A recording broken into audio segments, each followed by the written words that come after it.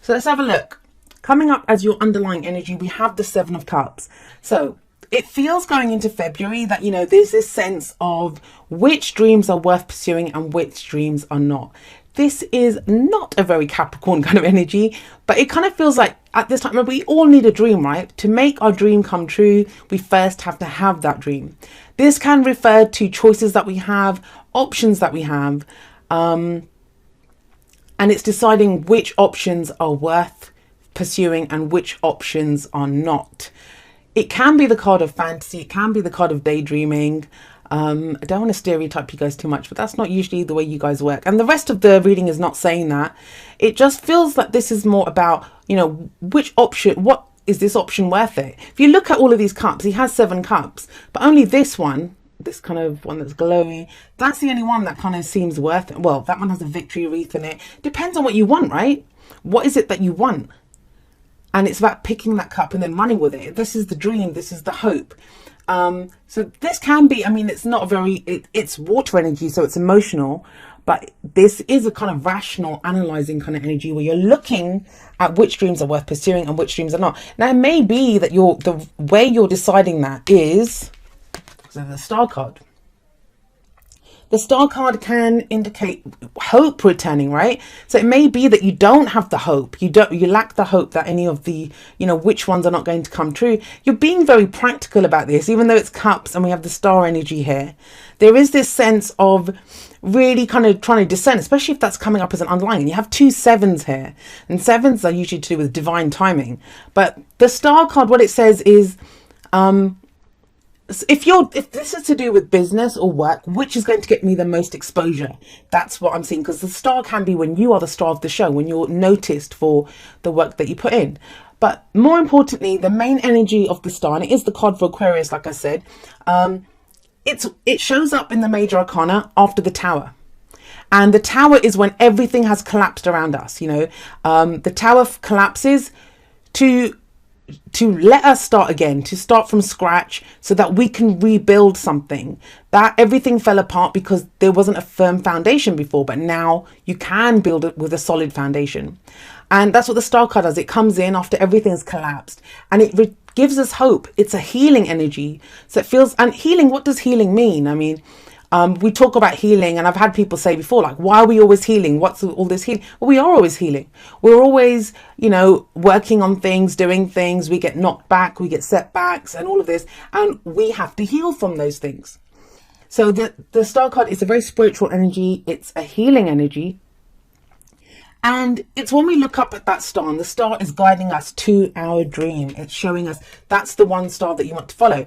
Now, the kind of downside of the Star card, if there is any, it's a beautiful energy, but if there is one, it's that sometimes we can look at that star and think it's too far away.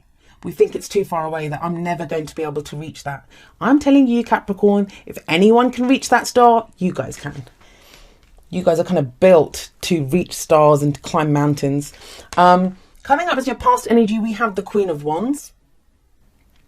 Now, the Queen of Wands, she could be a fire sign, which should be Aries, Leo, or Sagittarius.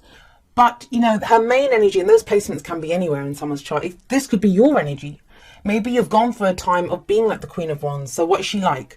She is very sociable, very outgoing. She's very confident. She knows what she has. I always feel with her, even though she's not Earth, and Earth's usually more about physicality because that's more tangible things, the pentacles. But Wands is also, it's passion, it's creativity. She knows what she wants. She knows how to get it. She knows how to create. Wands is manifestation energy.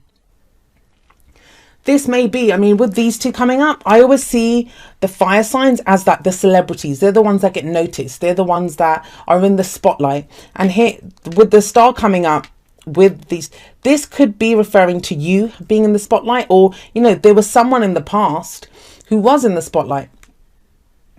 So this could be that kind of an energy. This may have been someone that you were in a relationship with or that you were working with. But like I said, it can be your energy, and it feels like this would have been you being more sociable, more outgoing, that networking more. You were very confident. You made some very positive moves. But it kind of feels with the 7 of Cups coming up here that you're now thinking, well, what do I do? What do I do with this? What's my next move? What's my next option going to be? Very interesting 2 cards that come up next. I'm trying to see how I can how they play out, because we have death card coming up in the present. So February feels like a month of change. Death, it's that energy of things leaving, right? It's called the death card. It's change, it's transformation. Even if a situation doesn't like totally end in our lives, it talks about it being transformed. So it's almost like a brand new situation.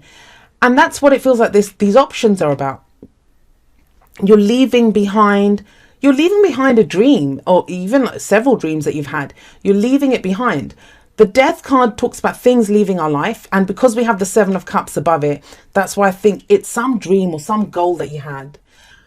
That's not to say that you're giving up. I don't see it as surrendering or giving up or, losing hope. It's not that. I feel more with, if the star card wasn't here, I'd say it was that.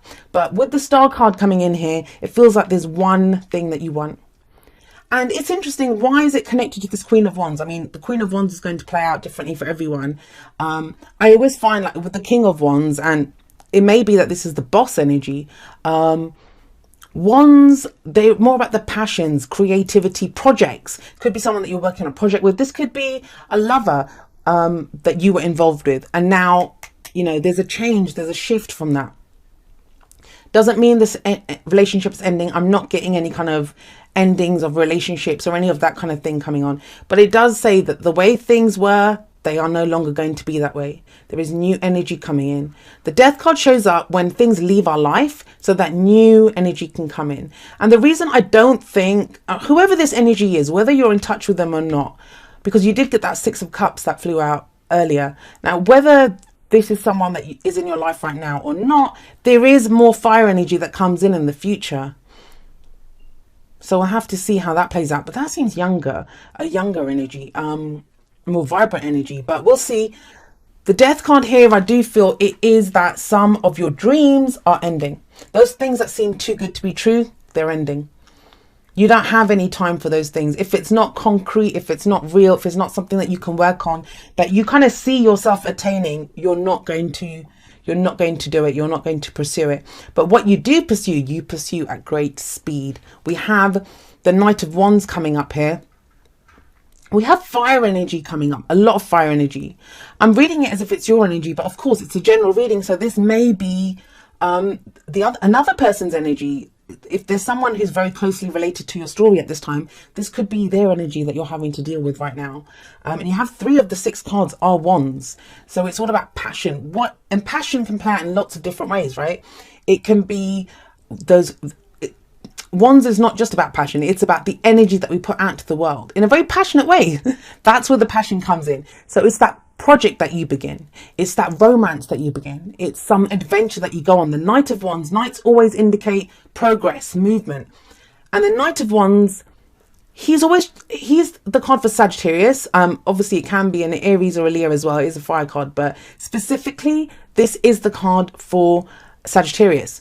And this is the traveler, this is the explorer, this is the person who's going on a new adventure.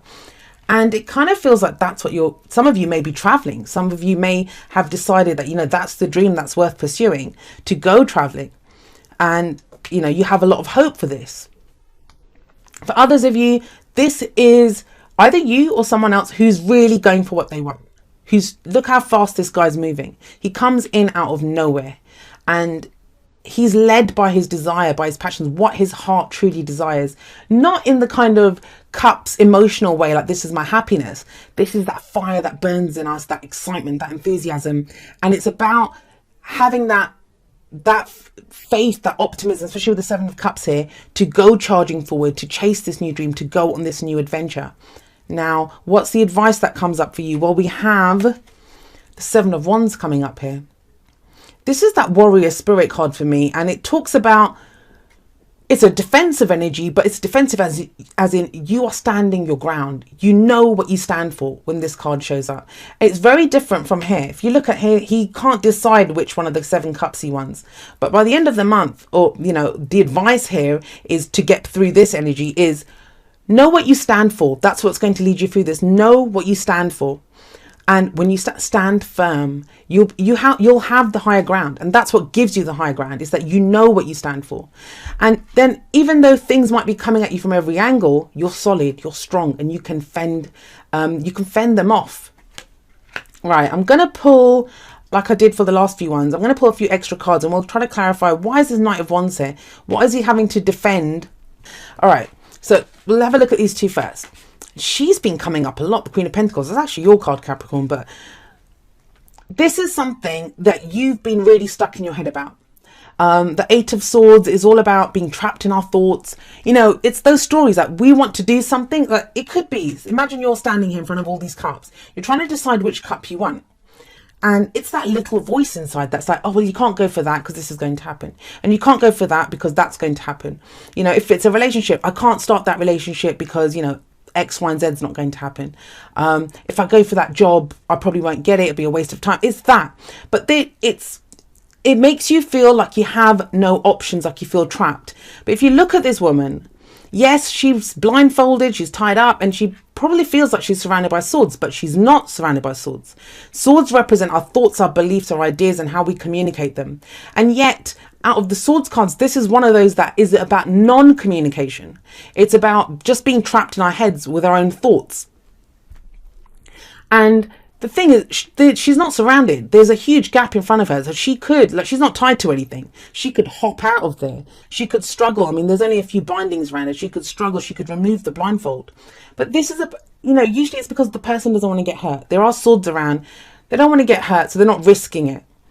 But it does talk about getting out of your head and knowing that you do have options. They're just our thoughts that keep us trapped. You have the Queen of Pentacles here. So whatever it is, I mean, the Knight of Wands, this may be that energy. If this is referring to this person here, whoever this was, it feels like you might be kind of questioning if this person is reliable. Is this person dependable?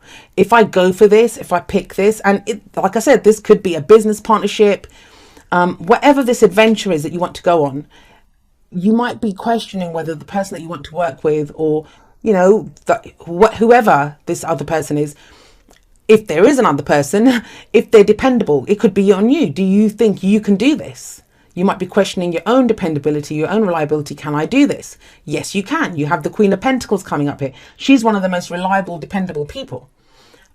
She gets the job done. And you have her coming up here.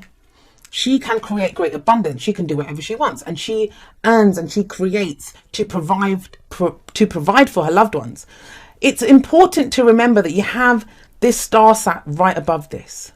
You have this star sat here, and it's a very powerful major arcana card. And major arcana energy it's the energy that happens to us, and big changes can take place when major arcana energy shows up.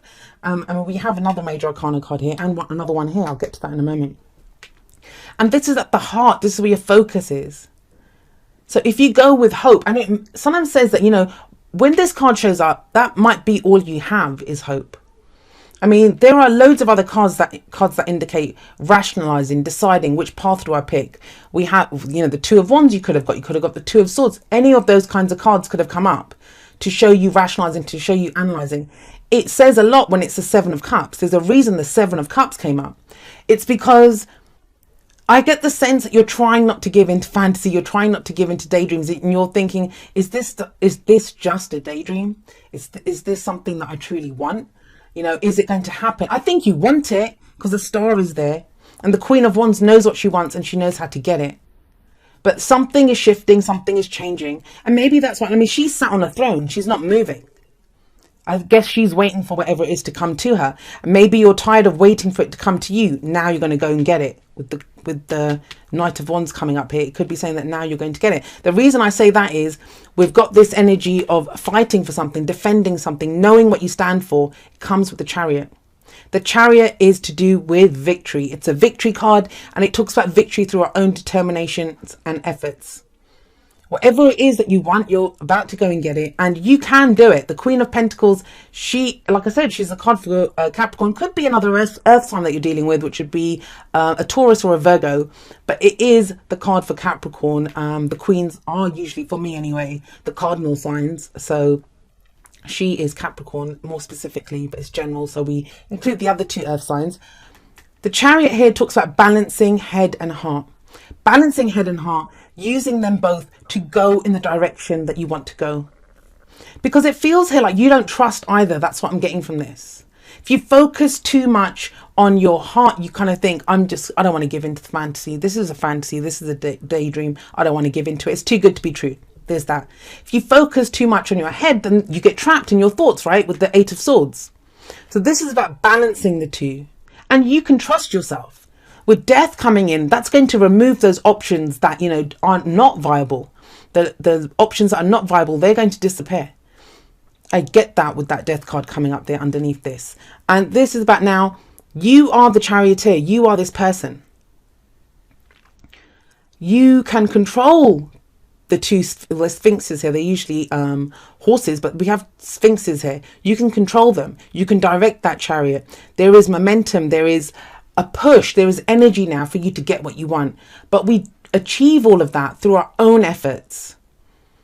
So I kind of feel like I don't usually read the Queen of Wands that way, but it's because she's just sat there, and then we have all of this push for movement, for something new to come in. We have all of that here, from not being trapped to go forward. And especially from the change from the Queen of Wands to the Knight of Wands. Of course, this, usually the Queen of Wands, it's kind of older energy, and the Knights are seen as less mature energy. That doesn't have to be an age difference. It can do. And I've been saying that a lot. Like, that's been coming up for a lot of the signs. It can also be to do with, that this person here has more mature ideals and dreams, but this is more fun energy. The thing with the Knight of Wands is he is more fun. He's enthusiastic. He's looking for a good time. He's looking for something that's going to make him feel good. He can get excited about, enthusiastic about. So many people have been getting this. I think you're about the 3rd sign that got this. Trust. The situation is calling for you to have faith. Have hope as well. That's the star card. That's where it comes up there. You can reach that star. That star is yours. That's your guiding star. That's one that's going to lead you to your dream. Whatever your goal is. The star talks about helping hand. It talks about, help coming in, a new beginning, new future ahead of you. That's what the star talks about. Even if this is not, like I said, a situation ending, relationship ending, a job ending, even if it's none of those things, there's a transformation taking place. Whatever this area of your life this message relates to, there's almost like a rebirth there. There's almost like it's a brand new situation because it transforms that much. And it can be uncomfortable. When we're in that death energy, it can be uncomfortable because it's a slow energy. It's transitional. It doesn't change overnight. So we can feel things shifting and changing. And maybe that's why it's like, what's going on here? What do I want to do? But all will become clear. And then it's like you can go charging forward. We have true love. And it says, this love is a once in a lifetime love. Now, another sign got not from this deck. They got it from that deck, but the same kind of message. It says it all really. What more can I add to that? There may be, that's where your hope's returning. Maybe you'd given up on a relationship, or you weren't sure, is this too good to be true? If you're asking if a relationship is too good to be true, this card would say no. This love is a once in a lifetime love. You can trust yourself. You can trust yourself, Capricorn. You guys usually have great judgment. I mean, the Queen of Pentacles, the reason she is so dependable is because, she has good judgment. Okay. By the book. Someone else got this too. By the book, it's the card. I think Leo got this actually. By the book, it's about, it's like the Hierophant card. It's saying that, what are the rules that you follow? Going by the book is going by the rules, right? The traditions. This is traditional. These are the rules. If it's like the Hierophant energy, it can be like, who's written the book? The book that you're following, the rule book that you have, that manual that you're going by. Who wrote it? Did your parents write it? Has society written it? Has your religion written it? Who has written the book? What are the rules that you are following right now?